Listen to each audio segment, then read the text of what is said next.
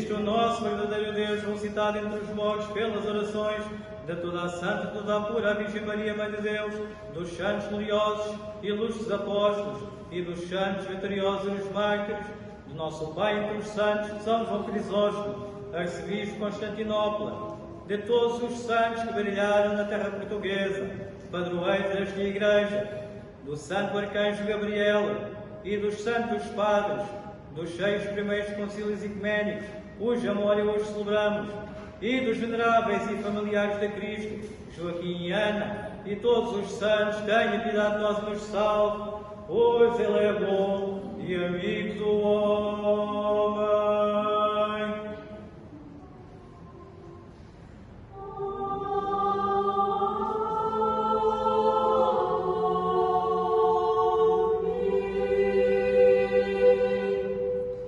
Em nome do Pai, do Filho e do Espírito Santo. Queridos irmãos e irmãs, felicitações a todos aqueles que comungaram os santos mistérios de Cristo neste 8º domingo depois do Pentecostes e ouvimos o Santo Evangelho segundo o apóstolo evangelista São Mateus, que, tal e qual como nos últimos domingos, nos traz então mais um milagre, que é o milagre então da multiplicação dos pães e dos peixes. Um milagre muito conhecido, todos nós, pelo menos alguns de nós conhecem, e que por si só não é apenas uma repetição daquilo que ouvimos todos os anos, porque nós somos muito distraídos, porque talvez não sabemos interpretar da forma correta quando lemos então o Santo Evangelho, e muita coisa nos escapa, e muita coisa não conseguimos entender. E aí também temos então essa percepção que os Santos Padres, então muitos deles nos ensinam, não é? A decifrar, a interpretar então estes Santos Evangelhos que nós ouvimos aos domingos. E um milagre, queridos irmãos e irmãs, muito importante para as nossas vidas. Deus estava rodeado de tanta gente,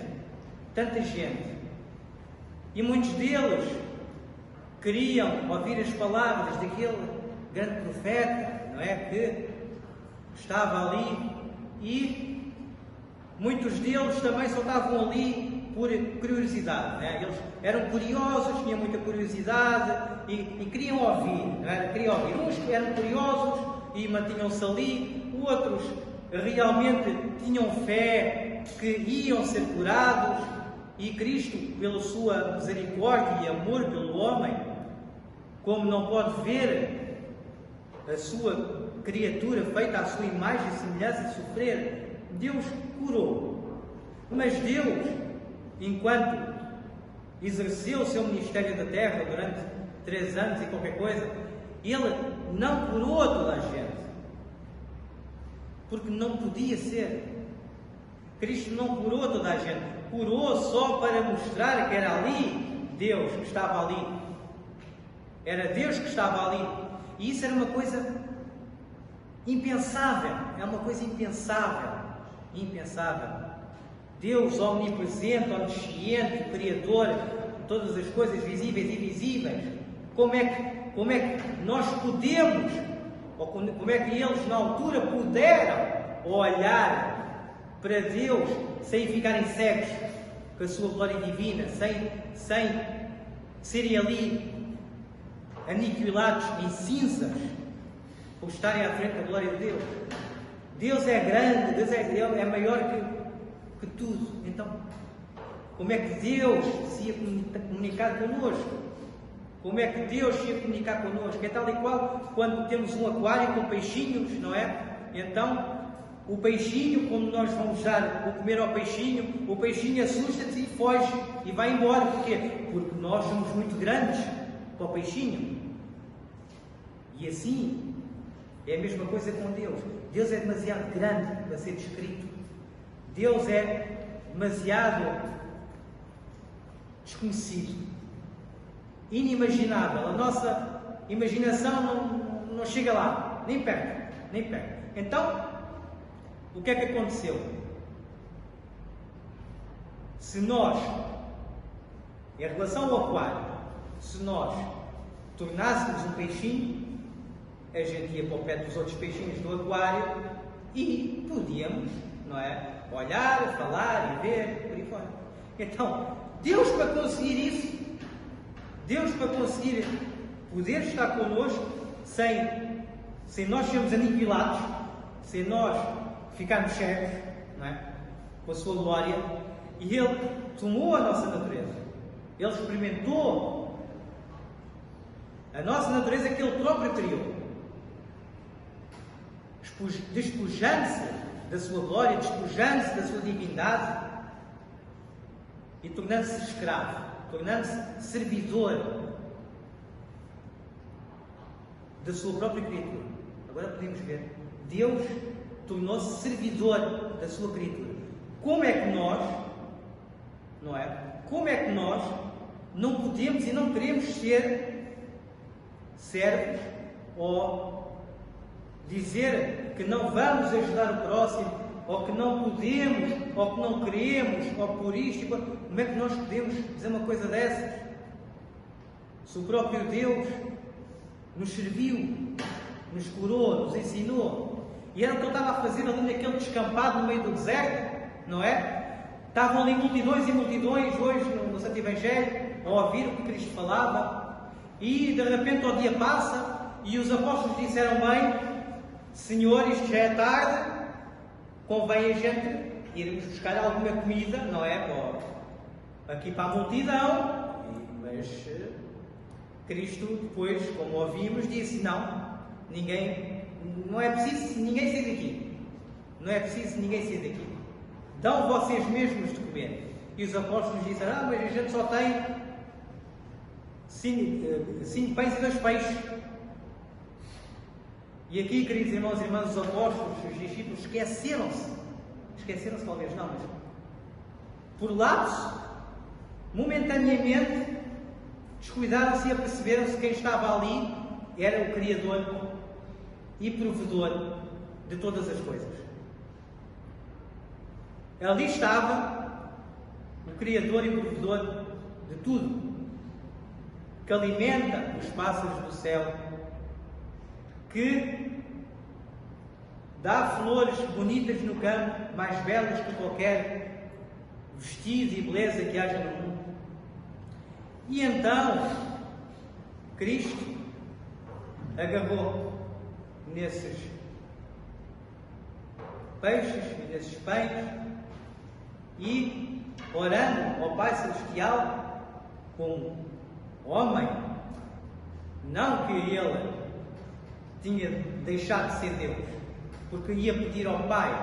Falamos aqui da Santíssima Trindade, falamos da pessoa de Cristo, falamos na segunda pessoa da Santíssima Trindade, o Filho, o Verbo, o Logos, que na sua natureza humana ora ao Pai Celestial, como nós oramos,